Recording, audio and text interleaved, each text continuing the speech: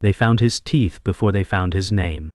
The alley behind Cafe Milano smelled like bleach and burnt pork. 2 cops stood frozen under the flickering street lamp, one of them dry heaving against the dumpster. The body had no fingers, no eyes, no tongue, just a charred mass of meat and bone in a designer suit that hadn't burned completely.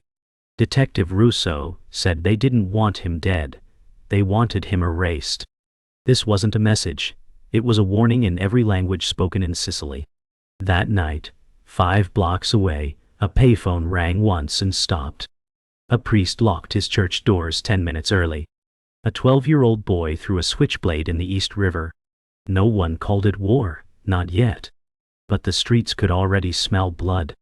They hadn't seen violence like this since the Colombos turned on each other. The difference? The Zips didn't yell. They whispered. And their whispers cut deeper than gunshots. Gianni Moretti was a ghost long before he died. Born in the hills of Corleone, smuggled into the Bronx at 9, he was raised by men who gave orders with eyes alone. They called him the Whisper because he never yelled. He didn't need to. His voice was softer than silk and twice as sharp. By the time he was 16, he'd buried 2 uncles and baptized a Beretta. Gianni never smiled in photos, and no one remembered the sound of his laugh. When he disappeared, nobody knew who to cry to. But everyone knew why. He had crossed a name off a list that was never supposed to be touched. And now someone had crossed him off in return. The Zips didn't come for territory. They came for legacy. When the American Mafia got lazy, fat on unions, rackets, and politics, the Sicilian bloodline saw weakness.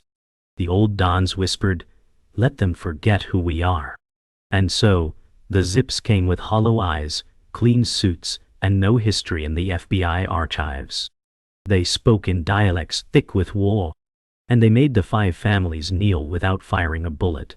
At first, it wasn't just crime they changed. It was fear itself. They called them Zips because their accents made them sound like they spoke through zippers. But the name stuck for other reasons. They moved fast. They killed faster. And they vanished before the bodies hit the ground. Local capos started whispering prayers at night, afraid the Zips were listening through the walls. Even the old-school hitmen who laughed at wiretaps began looking over their shoulders. "You don't hear them coming," one wise guy muttered. "You just feel the room get cold." A week after Gianni's death, no one claimed his body. Not his cousin. Not his crew. Not even the priest who baptized him. The city autopsy filed him as John Doe 44. But one old man, half blind and mute, left a red carnation on the precinct steps. No note. Just the flower, and a cracked silver lighter marked with a carved lion. Detective Russo picked it up, lit a cigarette and whispered, he was one of theirs. The cold wind rustled the petals. The war had begun. Carla Vitale had never held a gun, but she knew how to aim. Her father taught her with words, not weapons. Power isn't about noise, he'd say, placing his hand on her shoulder. It's about precision. She was 16 when he vanished. No note, no body, just a locked safe and a ledger with names crossed in red. Carla spent the next 10 years erasing every piece of her past, until Gianni's death reopened every scar. She didn't weep. She made a list. And the first name she wrote was Salvatore Greco, a Zip with a laugh like broken glass. She remembered his voice from behind her father's door. Now, that voice haunted her every step. The only thing louder than her memories was the silence they left behind. Luca Romano was once a soldier, a real one. He came back from Iraq with a chest full of ribbons and a soul full of ash. He tried to build a quiet life. Auto repair, small apartment, church on Sundays. But peace was too quiet for men like him. When the Zips made a move in Queens, Luca didn't blink. He knew them from whispers passed in war camps, ghosts with Sicilian names and Russian guns. When Gianni's corpse turned up half-burned, Luca recognized the signature. "That's a Sicilian firebox," he said, pointing at the char pattern. "They learned that trick in Palermo prisons." The cop asked how he knew. Luca didn't answer. He just wiped his hands clean, lit a match, and walked into the dark. Rosa Esposito was born into whispers. Her father, Don Enzo, ruled Little Italy from a butcher shop no bigger than a studio apartment. She watched men kiss his hand before slicing veal, watched money change hands wrapped in butcher paper. When the zips came, she noticed the change. Her father started locking his door during business hours. Then came the night he whispered, "If they ask about me, I was never here." Rosa hadn't seen him since. She wore black every day, even though there was no funeral. The shop still smelled like blood and garlic, but the men who came through now didn't talk. They just stared. And Rosa stared back, knife in hand, daring them to blink. Detective Angelo Russo hadn't believed in ghosts until he met the zips. Every case involving them ended in silence. No fingerprints. No witnesses. No suspects. Just bodies folded like laundry, and faces frozen in shock. Russo kept a folder labeled A.Z., a scrapbook of nightmares. He hadn't opened it in months. Then Gianni's file landed on his desk like a curse. Inside was a photo of Carla Vital, age 10, standing beside her father and Salvatore Greco. The caption read, "Confirmed allies 1996 Toto." Russo lit a cigarette with shaking hands. He remembered Greco's face. He'd seen it in the hallway mirror last week. And he knew. Something was coming back. They were scattered, broken by war, but stitched together by blood. Carla, Luca, Rosa, and Russo, each burned by the same fire, each carrying a scar shaped like Gianni Moretti's whisper. The zips thought silence would protect them. They forgot what silence breeds: memory, vengeance, and ghosts who don't stay dead. Carla tore the ledger page and mailed it to Luca. Rosa opened her father's safe. Russo picked up the folder and marked 3 names in red. The city pulsed beneath their feet, unaware it was standing on a fault line. The zips had cracked the foundation. Now the aftershocks were coming. Queens went up in smoke the night the zips raided the Murano stash house. No warning. No mercy. Just steel doors blown open with military precision. 5 men inside, only one walked out, and he was missing an eye. The cops found bodies wrapped in rugs, throats stitched shut with fishing wire. Salvatore Greco led the charge, face hidden beneath a wool balaclava, hands clean like he never touched blood. A camera caught him briefly, just a glint of a silver lion ring before the feed cut. Carla watched the footage in silence. "He's showing off," she whispered. "He wants us to know it was him." Across town, Rosa sharpened knives in her father's butcher shop. "He's not just taking over," she muttered. "He's sending a message." The message was clear. The zips were done hiding. Luca stood over the rubble, breathing in the ash and iron. The blast had been surgical, just enough to erase, not enough to alarm the city. He found a shell casing near the stairs, Russian-made, rare. "That's Greco's signature," he said, pocketing it. At home he laid the casing beside 3 others, each from a zip crime scene. Different years. Same method. "They think we forget," he muttered. But Steele remembers. Luca opened a crate beneath his bed. Inside, a scoped rifle, a rosary, and a dog tag that didn't belong to him. He hadn't used the rifle since Baghdad. But war had a way of dragging old ghosts out of the dirt. Rosa's shop wasn't just meat anymore. It was memory. She found her father's old ledger behind the freezer panel, names written in Sicilian dialect, each with a blood dot beside it. The last name, Salvatore Greco. "He feared him," Rosa whispered. And Rosa feared nothing. She walked through Little Italy like a ghost with purpose. Men stepped aside. Some kissed her hand. One tried to stop her.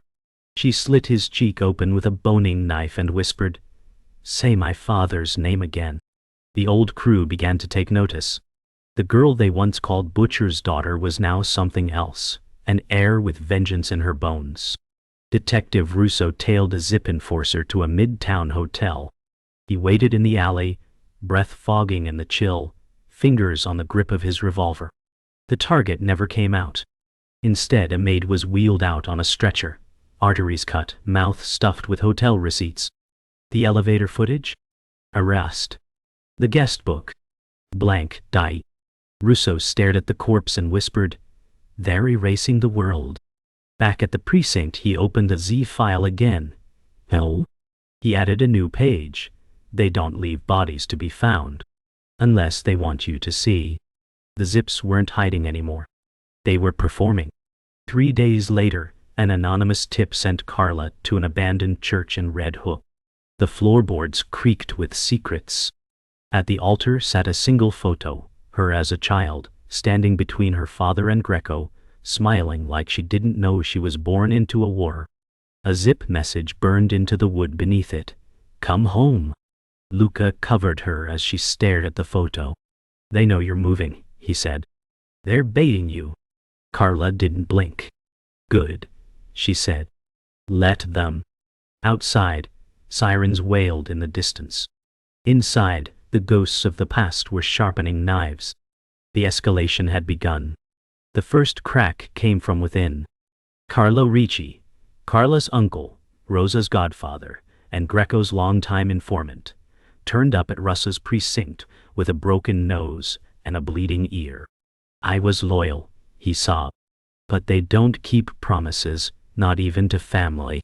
He handed Russo a napkin scrawled with addresses, safe houses, bribe routes, stash spots. Then he begged for protection. Russo didn't speak. Just slid the napkin into an envelope, marked "Dead Men Speak." By morning, Ricci's body was found hanging from a meat hook inside Rosa's shop. No one saw who did it. But a note was pinned to his chest in Sicilian. "Traitors rot slower." Carla stared at the corpse and whispered, "We were never family, just business written in blood." Russo opened Ricci's napkin map like it was scripture. He cross-referenced addresses, tapped red lines across the wall, and pinned Greco's last known location. But something felt wrong. Too easy. Too clean. That's when he remembered Greco always used a ghost. A proxy. Someone close. Russo flipped through old photos until one face stared back.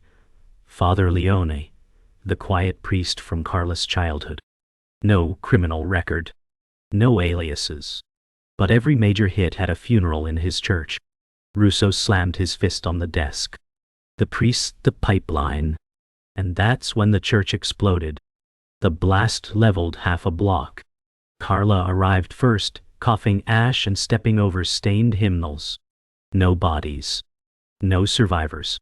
Just a melted crucifix and a charred Bible open to revelations. She found the priest's collar beside a burned gold phone. "He ran," she muttered. "Or was never here." Luca joined her, rifle slung, scanning the rooftops. "This wasn't a warning," he said. "It was a distraction." Carla stared at the sky, mind reeling. The Zips were bleeding her dry, not by force, but by deception. They weren't fighting back. They were pulling her forward, into something bigger. In Palermo, Sicily, an old man watched the news broadcast of the church explosion with a half-smile. His name wasn't spoken anymore, but his empire whispered across oceans. He was the reason the Zips moved like ghosts. He trained them to vanish, to kill, to infiltrate. And now, seeing the chaos unfold in America, he whispered, "B. The bloodline still remembers." Behind him, Greco bowed. "They're following the trail, Padrino, just like you planned." The old man lifted a single chess piece, the Black Queen, and placed it at the center of the board. "Let them come. The altar is set."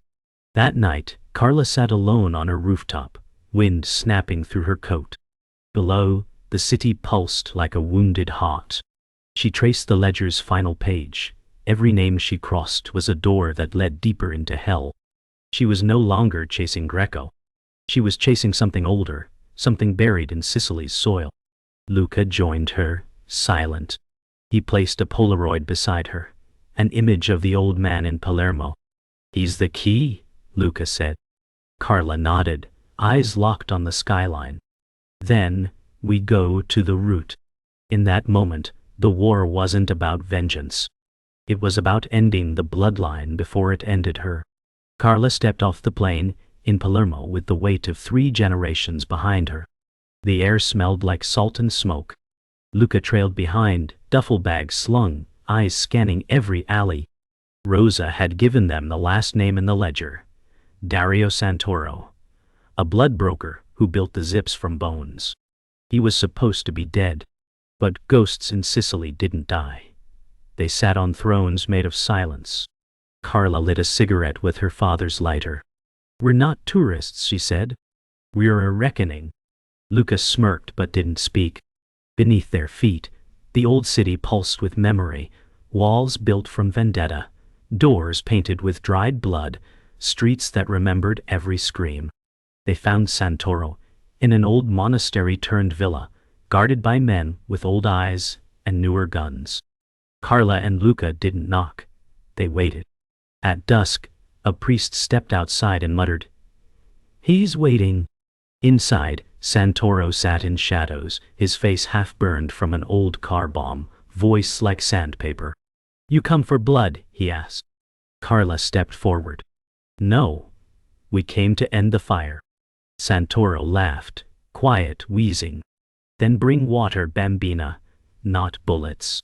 Luca placed the dog tag on the table. "You made monsters." Santoro didn't flinch. "No," he said.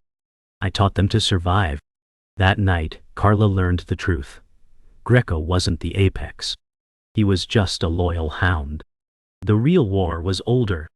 Outside the villa, shots rang out. Luca shoved Carla behind the wall.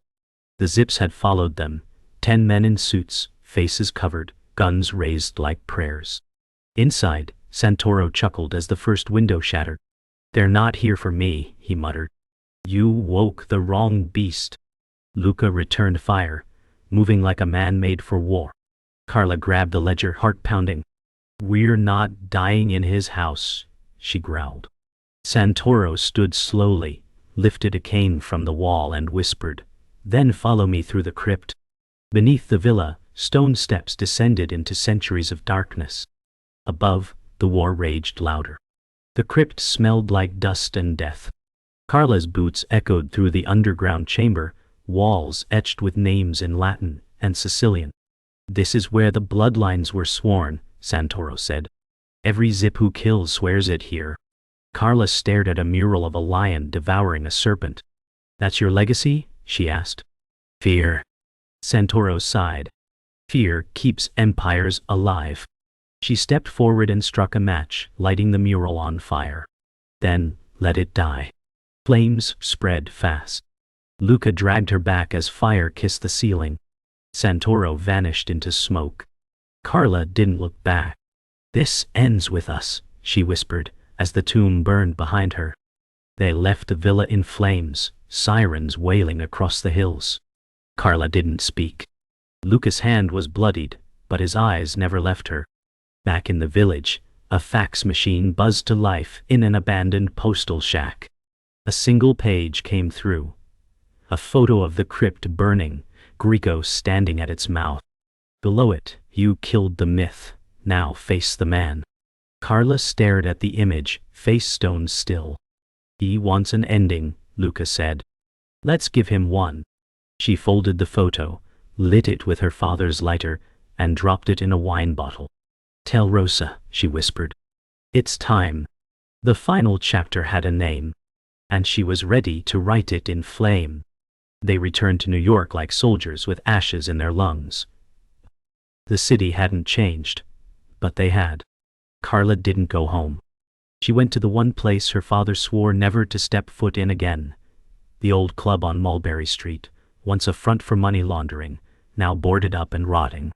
She kicked the door in with Luca close behind. Inside, dust floated like ghosts. In the backroom safe, she found what she hoped still waited. Her father's last message, etched into the wall in nail scratches. "If you're here, you're not running. You're ready." Carla exhaled. "We end it where it began." Luca loaded his gun. The Zips had rewritten the rules, but now Carla was writing the last chapter herself. Rosa didn't ask questions when they showed up. She'd already gathered the old crew, those still loyal, still breathing. 5 of us left, she said, tossing knives on the butcher's counter. But we've got cause.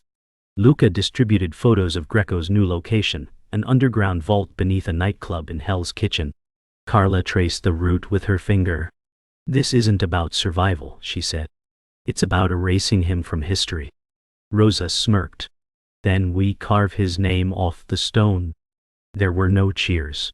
No war cries. Just nods from people who'd buried too many friends to scream anymore. This wasn't a crew. It was a funeral procession with loaded guns. Hell's Kitchen pulsed with music and menace. The club was loud, alive, and reeking of money. Carla slipped through the side entrance wearing black, face hard, eyes dead. Luca posed as security, earpiece feeding him updates. Rosa waited in the meat truck outside.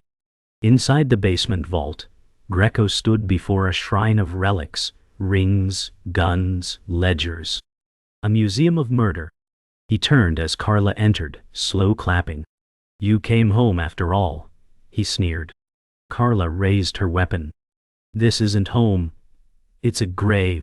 Before she could fire, the lights went black, and gunfire lit the room like thunder. Luca barreled down the stairs, dodging bullets. 2 Zips fell before he reached Carla's side. You okay? He shouted. She nodded, bleeding from the temple, but standing tall. Rosa entered through the far door with a cleaver in one hand and cold fire in her eyes. The vault became chaos, glass shattering, shots echoing, screams silenced in bursts. Carla and Greco grappled, her gun lost in the melee. He pressed her to the wall, hissing, Your father begged. She headbutted him, breaking his nose. Then, he died clean. She grabbed a glass shard and drove it into his ribs. Greco gasped, confused, human. You're not a Zip, she whispered. You're just a man. Silence fell like snow. The vault emptied of life. Rosa wiped her blade. Luca leaned against the wall, bloodied but alive. Carla stood over Greco's body, chest rising once, then not again. She didn't cry.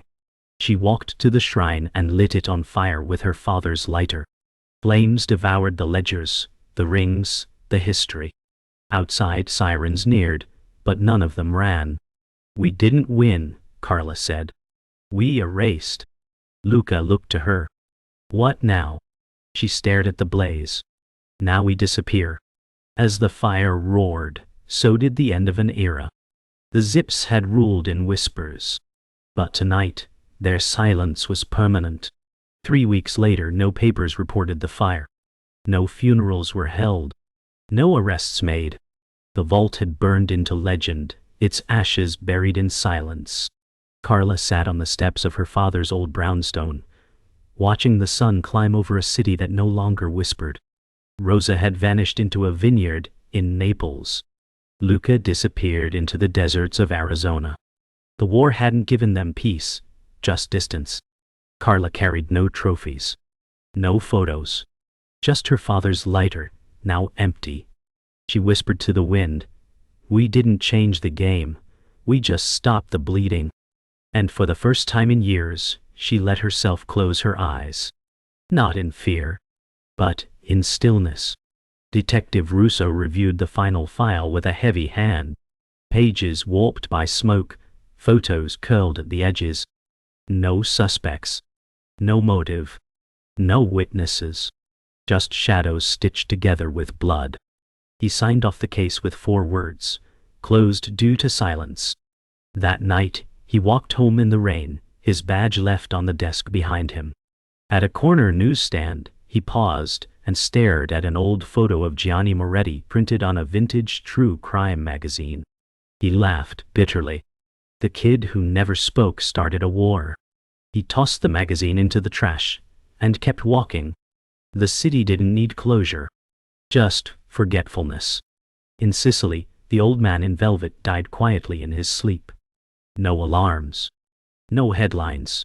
Just a silent gasp and a blackened chessboard. The nurse found him with a half-burned photo of Greco tucked beneath his hand. She didn't recognize the face. The obituary listed him as a retired author. But those who knew, those who survived, felt the earth shift when he passed. In Palermo, one final Zip knelt in a chapel and whispered, "La linea è spezzata." The bloodline is broken. Outside, the wind stirred the chapel bell. Not in mourning. In relief. Luca stood at the edge of Monument Valley, wind carving silence through the red rock. No phone. No badge. Just a desert that didn't ask questions. He carried no name now, just echoes. When a tourist asked if he was from New York, he smiled faintly and said, "Used to be." Then he turned back to the dust. Every scar had a story. Every story, a grave. But here, in the space between silence and sun, there were no ghosts. Just peace. The kind you don't earn. The kind you steal after everything else has been taken. Carla disappeared the same way the Zips once arrived, without sound, without goodbye. Some say she took Rosa's boat and vanished into the Mediterranean. Others claim she became a ghost story, whispered in Mafia taverns. But in a quiet seaside cafe in Sicilian, a waitress once swore she saw a woman with hollow eyes and a lion-carved lighter, sipping espresso as if time didn't touch her. When asked her name, she simply said, "There's no retirement plan for ghosts." Then she left. No bill. No trace. Just silence. And the memory of a woman who ended an empire with a whisper.